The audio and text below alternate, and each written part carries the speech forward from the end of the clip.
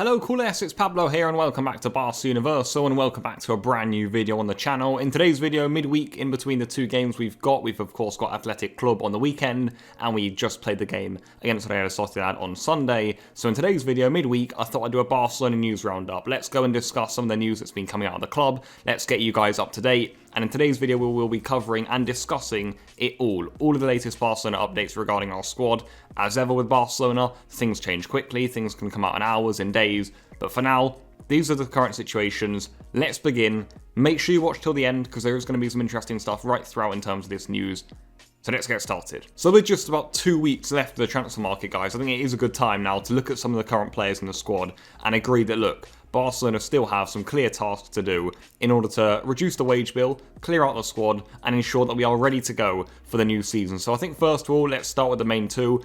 Let's start with the main one, in fact, Samuel Umtiti. The current situation with Umtiti is this. Barcelona still desperate to get Umtiti to leave. He will not have a role in the squad this season. However, same situation with him. Refuses to reduce his salary, refuses to join clubs and also cut his salary if he joins new clubs, and also Umtiti only wants to join a club that will, one, pay his salary, and two, that is in the Champions League. So, really hard sale. There's been news in the past few days that Barcelona would be willing to terminate the contract of Umtiti, although that was quickly followed up by some reporters saying, actually, if Barcelona were to do that, they could face some real financial issues in the coming years should Umtiti take the case to court, but maybe by then, Barcelona would be more financially stable. But overall, terminating Umtiti's contract is very, very risky. So Barcelona are hoping to apply enough pressure on Umtiti in the next few weeks that he hopefully accepts a sale to some club and he accepts a salary reduction to join them, and that hopefully some club does indeed take his services. But Umtiti's situation, we can't promise anything. We've hoped for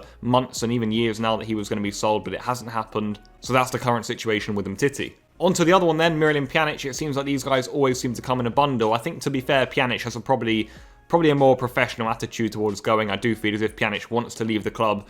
Having said that, he also wants his salary to be paid, so if he leaves, he also wants a high salary wherever he goes, and of course Pjanic has been desperate to go back to Juventus. As of now, that's looking so unlikely because of the fact that Juventus have just gone to sign Manuel Locatelli, so unless they sell one or two more midfielders, they won't be signing Pjanic, so maybe Pjanic will have to look elsewhere.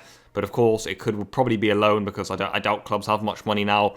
You'd expect it'll be to Serie A, maybe Inter, maybe Roma. So of course, we've got to hope that in the next week or so, a club does come in from the Serie A maybe, and that Pjanic also accepts to join. Let's move over to the attack now, and let's talk about two different players right now for Barcelona. First off, Martin Braithwaite, who of course scored 2 goals on the weekend and got 1 assist, and probably had his best game in a Barcelona shirt, and also Reimanai. Now, I think this is a current situation. Probably Barcelona went into this window expecting both of these players to leave. Reimanai had a really good pre-season, so now he's around the first team. Martin Braithwaite we also expected to leave, but again, Messi left, Agüero's injured, Ansul's injured, Coutinho's also injured. So you get the feeling that right now Braithwaite is more likely to stay at the club. However, what we've heard is that at least one of Reimanai or Martin Braithwaite will leave the club this summer. So let's see what happens in the next 2 weeks, guys. Braithwaite does have offers from the Premier League. Maybe Barcelona think that now he's playing well is a good time to sell him. However, Koeman might think, hang on a minute, this is an important part of our first team squad right now. You can't be selling him with a few days of transfer window to go. For Reimanai, you'd imagine he'll be sold, but who knows, maybe he stays. He's got the 14 jersey right now, and that could have some significance later down the line, which we'll get onto in just a moment. But right now, Braithwaite or Reimanai, who would you keep, and what do you think is going to happen? Briefly touching on the future of Ilaix Collado, two guys, a really sad case actually with Collado right now at Barcelona. I feel as if probably for 2-3 years now, Collado's been ready to be pushed to the first team. Hasn't ever really happened. He came back early now for this pre-season, probably thought this was my chance. There are a lot of attackers out on international duty or they're injured. Like Ansul, Messi was on international duty at the time, so was Agüero and all of this, and Collado had a really good chance there to get some minutes, but quite clearly, Koeman doesn't trust him. Collado himself even said, you know what, I'm going to stay, I'm going to do what Ricky Puig did last season, and even now, as we did in one of my videos last week, it looks as if Collado won't have a spot in the first team, so he has a decision to make. Does he again play for Barca B, which for me would be just, unlikely and probably the poor decision for him, or does he then go and find a way out? Because right now, it doesn't look like he's going to be part of the first team. Touching on Clement Lenglet, guys. Clement Lenglet is, of course, a player that I think a lot of Barcelona fans would like to see leave the club this summer. He's probably on the transfer market for a lot of you fans. What we've heard from the club is that, well, Lenglet is a player that they would like to sell if an offer comes in. However, right now, that hasn't happened, and in addition to that, Lenglet himself does not want to leave, so that makes a sale for Lenglet really difficult. If he goes, then a late push for another centre-back, like a Laporte from Man City, for example, could happen. Will it happen for me? It's extremely unlikely, honestly. I think that Lenglet will stay at the club. I really do. But the club are open to offers for him.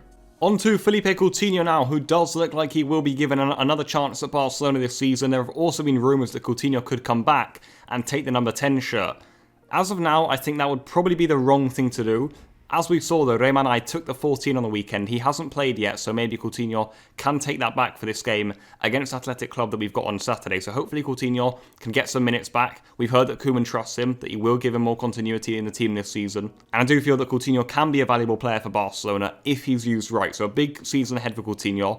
Also interesting to see what kit number he takes, but right now Coutinho will stay at the club. The swapped rumours with Aubameyang seems completely fake, so Coutinho will be remaining. On to Ilaix Moriba now then, guys, someone who we always seem to speak about in these update videos. And look, Ilaix Moriba, same situation. The club haven't changed their offer for him. Ilaix isn't accepting it, and as of now, you would imagine that the club just want to get Ilaix out this summer, get some money in. However, no clubs are willing to pay over 5 million euros right now, which isn't enough for Barcelona. So it looks like Ilaix is going to be staying on the stands for a whole season and then going for free to a club next summer. So I think right now, guys, that's a really sad situation. It really is. I think when Ilaix came to the first team, we probably all thought, oh, this is a really exciting young midfielder. We've obviously followed him for a while. He was one of the big talents coming out of La Masia and the Juvenil A team. So it's sad for Ilaix. I think the way it's gone, I'm not really happy with the way his agents have dealt with it, with the way he's dealt with it.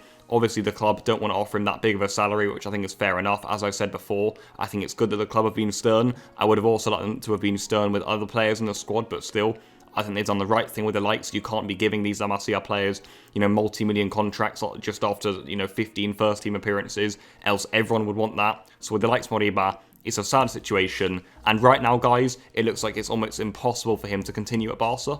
And a few updates before we wrap up this news roundup video in terms of salary reductions, guys. As of now, it's the captains who are speaking. Of course, Piqué has not only reduced, but he's also deferred his salary. So right now, he's on quite a small amount. Of course, he reduced his salary to register Depay and Eder Garcia on the weekend, but Piqué has officially reduced. The next one to do so will be Sergio Roberto. His is nearly official, so Roberto will have his salary reduced there, or deferred rather, should I say, and he's going to be renewing his contract until 2024. Then you'd expect Busquets and Alba will follow, so it looks like Piqué has started the trend here. And then I am hoping that the club go out and actually reduce the salaries of the likes of Coutinho, of the likes of Griezmann, because they have got big salaries too, and of course, it isn't just the captains who should be leading by example, which hopefully they will. But I am also hoping that the likes of Coutinho and Griezmann, who, on over 20 million euros net a year, that they would also be reducing in the coming weeks. And finally, guys, some positive news on the injury front. Oscar Mingueza today was back in training, so hopefully he'll be fit pretty soon. And if not, guys, maybe he'll be fit after the international break to start games for Barcelona.